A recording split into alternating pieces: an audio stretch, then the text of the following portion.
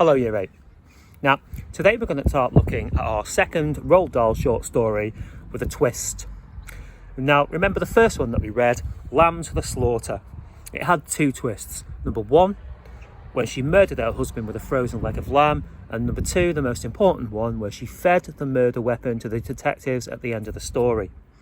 Now, think about how dark a concept that was, and keep that darkness in mind as we read this next story, because that darkness is elevated to a new level. This next story is called The Landlady. Now, please note, I can't physically stop anyone from reading ahead of where we read to in this lesson, but I must insist that nobody gives out spoilers to the rest of the group on any of the forums that we use together. So, The Landlady opens with a young man in his first job. A young man named Billy Weaver. He's feeling smart and fresh on his first business trip. Now, he's looking for a place to stay during his trip and cannot decide between a bed and breakfast, a sort of hotel where people stay in someone's house and get breakfast in the morning, or whether he's going to stay in a more traditional pub. He ultimately decides on the bed and breakfast. And this brings us to the title of the story. Now, a landlady is a woman who runs a bed and breakfast from her home. Now, think about your preconceptions about what you would think a landlady would be like and how she would treat her guests. Now, as you listen to the opening of this story, your task is to try and pick out any suggestion that things aren't quite right. We're looking for a sense of foreboding. Now, that's the key word for this lesson, and we all must learn it. Now, foreboding is a technique used by a writer in order to suggest that something bad is going to happen, in order to make the reader feel uncomfortable. Now, the writer here uses lots of description in the setting in order to do this, in order to create this sense of foreboding. Something isn't quite right. So, listen carefully to this first section of the story and think about how there are suggestions in the description of the setting that something isn't quite as it should be. The Landlady by Roald Dahl. Billy Weaver had travelled down from London on the slow afternoon train, with a change at Swindon on the way, and by the time he got to Bath, it was about 9 o'clock in the evening, and the moon was coming up out of a clear starry sky over the houses opposite the station entrance. But the air was deadly cold, and the wind was like a flat blade of ice on his cheeks. "Excuse me," he said, "but is there a fairly cheap hotel not too far from here?" "Try the Bell and Dragon pub," the porter answered, pointing down the road. "They might take you in. It's about a quarter of a mile on the other side." Billy thanked him and picked up the suitcase and set out to walk the quarter mile to the Bell and Dragon pub. He had never been to Bath before. He didn't know anyone who lived there. But Mr. Greenslade at the head office in London had told him that it was a splendid city. "Find your own lodgings," he said, "and then go along and report to the branch manager as soon as you've got yourself settled." Billy was 17 years old, wearing a new navy blue overcoat, a new brown trilby hat and a new brown suit, and he was feeling fine. He walked briskly down the street. He was trying to do everything briskly these days. Briskness, he had decided, was the one common characteristic of all successful businessmen. The big shots up at head office were absolutely fantastically brisk all the time. They were amazing. There were no shops on this wide street that he was walking along, only a line of tall houses on each side, all of them identical. They had porches and pillars and 4 or 5 steps going up their front doors, and it was obvious that once upon a time they had been very swanky residences. But now, even in the darkness, he could see that the paint was peeling from the woodwork on their doors and their windows, and that the handsome white facades, the front of the houses, were cracked and blotchy from neglect.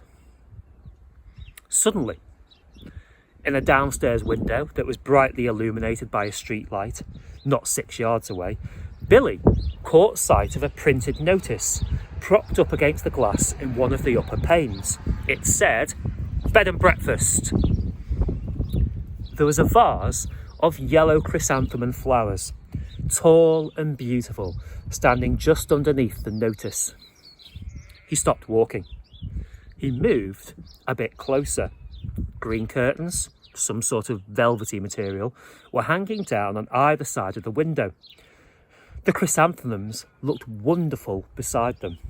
He went right up and peered through the glass.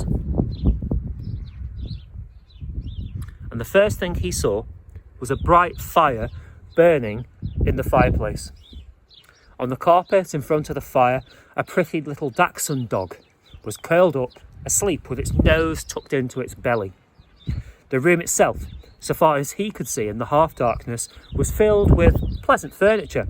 There was a baby grand piano and a big sofa and several plump armchairs, and in one corner he spotted a large parrot in a cage. Animals were usually a good sign in a place like this, Billy told himself, and all in all, it would be, to him, a pretty decent house to stay in. Certainly, it would be more comfortable than the Bell and Dragon pub. On the other hand, a pub would be more social than a boarding house, a bed and breakfast. There would be beer, there'd be darts in the evening, loads of people to talk to, and it would probably be cheaper too.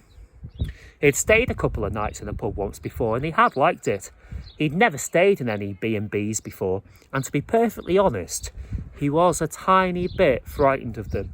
The name itself conjured up images of watery cabbages, scary landladies, and a powerful smell of kippers in the living room. After dithering about like this in the cold for 2 or 3 minutes, Billy decided that he would walk on and take a look at the Bell and Dragon before making up his mind. He turned to go, and now a queer thing happened to him.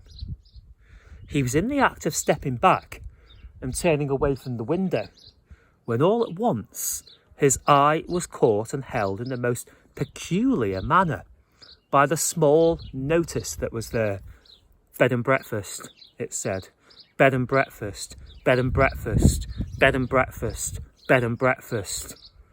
Each word was like a large black eye staring at him through the glass, holding him, compelling him, forcing him to stay where he was and not to walk away from that house. And the next thing he knew, he was actually moving across from the window to the front door of the house, climbing the steps that led up to it and reaching for the bell. He pressed the bell. Far away in the back room, he heard it ringing. And then, at once, it must have been at once, because he hadn't even had time to take his finger from the bell button, the door swung open and a woman was standing there. Now, we will leave the next section of the story until next time, which is when we will actually meet the landlady of the title. Now, in the story to this point, we can see that there is a mixture of positive and negative images to describe the setting. Now, this raises the tension for us as Billy makes his decision to stay at the bed and breakfast. Now, this is your focus for the rest of this lesson. So look carefully at the slides presentation shared with you, and I would like you to complete that for the rest of this lesson.